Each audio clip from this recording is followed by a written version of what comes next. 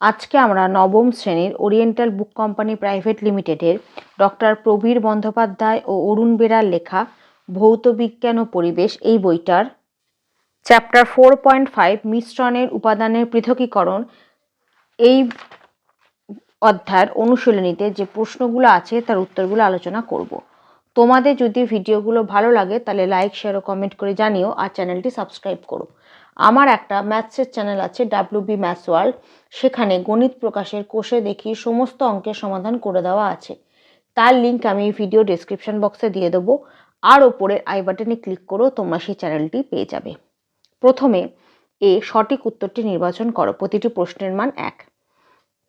প্রশ্ন 1, বেনজিন ও নাইট্রোবেনজিনের মিশ্রণের পৃথকীকরণ করা যায় কোন পদ্ধতির সাহায্যে? উত্তর হবে অপশন এ, পাতন। 2, বায়ু থেকে বিভিন্ন গ্যাসীয় উপাদান পৃথক করা যায় কোন পদ্ধতির মাধ্যমে? উত্তর হবে অপশন বি, আংশিক পাতন। 3, পেট্রোলিয়ামের আংশিক পাতনে কত উষ্ণতায় পেট্রোলিয়াম গ্যাস পাওয়া যায়? উত্তর হবে অপশন এ, 25 ডিগ্রি সেলসিয়াসের কম উষ্ণতায়।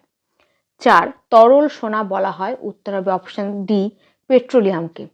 5, তরলের ওপর চাপ প্রয়োগ করলে স্ফুটনাঙ্ক? উত্তর হবে অপশন এ, বাড়ে। তারপর বি, শূন্যস্থান পূরণ করো। প্রশ্নের মান 1। প্রশ্ন 1, মিশ্রণ দুই ধরনের হয়, একটি সমসত্ব, অপরটি হলো অসমসত্ব।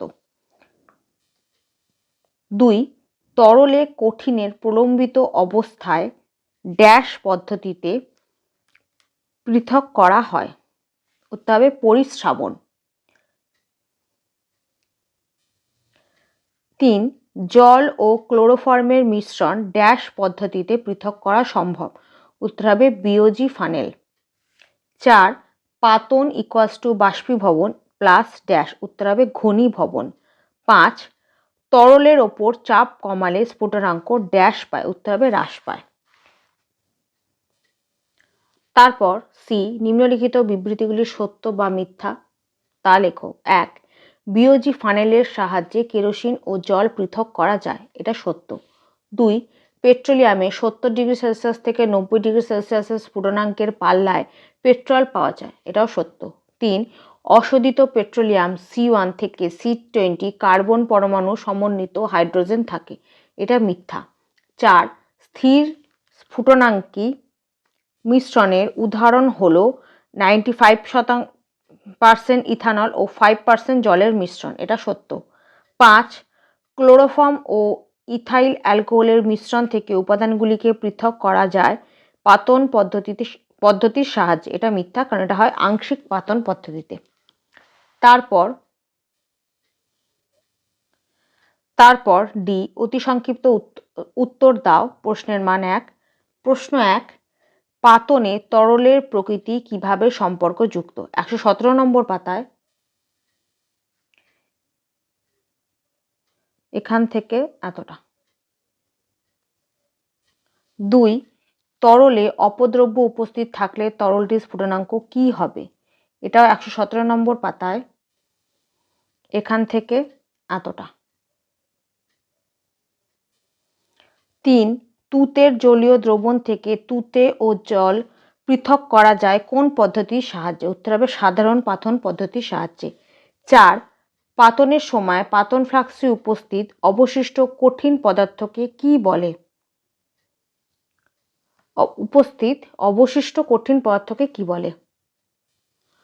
উত্তর হবে অবশেষ বা রেসিডিউ। 5, পাতনের সময় একটি তরলের স্ফুটনাঙ্কের পার্থক্য কত হওয়া উচিত? উত্তর হবে 30 ডিগ্রি সেলসিয়াসের বেশি হওয়া উচিত। তারপর ই, স্তম্ভ মেলাও। এ, সাধারণ লবণের জলীয় দ্রবণ, এটা হবে অপশন 4, সাধারণ পাতন। বি, ক্লোরোফর্ম ও জল, এটা হবে 3, বিওজি ফানেল। সি, ক্লোরোফর্ম ও ইথানল, এটা হবে 1, আংশিক পাতন। ডি, গ্লিসারলের বিশুদ্ধীকরণ, এটা হবে অপশন 2, অনুপ্রেশ পাতন। তারপর এফ, সংক্ষিপ্ত উত্তর দাও। প্রশ্নের মান 2। প্রশ্ন 1, সাধারণ পাতন কাকে বলে? উদাহরণ দাও। 117 নম্বর পাতায় প্রথমে সংজ্ঞা এখান থেকে এতটা, আর উদাহরণ একটু নিচের দিকে পাবে, এখান থেকে এতটা। এখানে 4টে উদাহরণ দেওয়া আছে, যে কোনো একটা লিখে দেবে।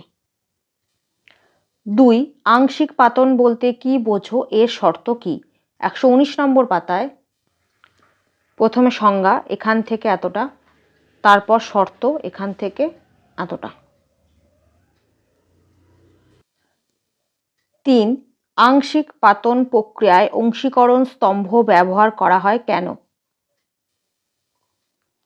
এখান থেকে এতটা লেখার পর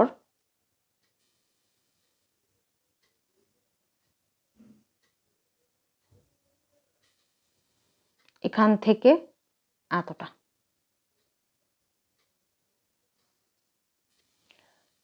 4 পেট্রোলিয়ামের পরিশোধনে প্রাপ্ত দুটি পাতিত পদার্থের নাম লেখো, এদের ব্যবহার উল্লেখ করো। দুটি পাতিত পদার্থের নাম হচ্ছে ন্যাপথা ও ডিজেল।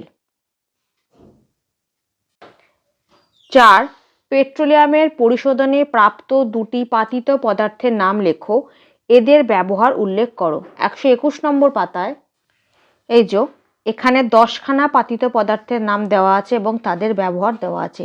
এর মধ্যে থেকে যে কোনো দুটো পদার্থের নাম এবং তার ব্যবহার লিখে দেবে। 5 বিওজি ফানেলের পৃথকীকরণের দুটি সীমাবদ্ধতা লেখো। 122 নম্বর পাতায় এখান থেকে এতটা, এখানে 4টে পয়েন্ট দেওয়া আছে, তার মধ্যে থেকে যে কোনো দুটো লিখে দেবে। তারপর জি প্রশ্নগুলির উত্তর দাও, প্রতিটি প্রশ্নের মান 3। প্রশ্ন 1 মিশ্র পদার্থ থেকে উপাদানগুলিকে পৃথক করার কারণ সম্পর্কে আলোচনা করো। 116 নম্বর পাতায় এখান থেকে এতটা, 6টা পয়েন্ট লিখে দেবে। 2 তরলের স্ফুটনাঙ্কের ওপর যে বিষয়গুলির প্রভাব রয়েছে সেগুলি আলোচনা করো। 117 নম্বর পাতায় এখান থেকে এতটা।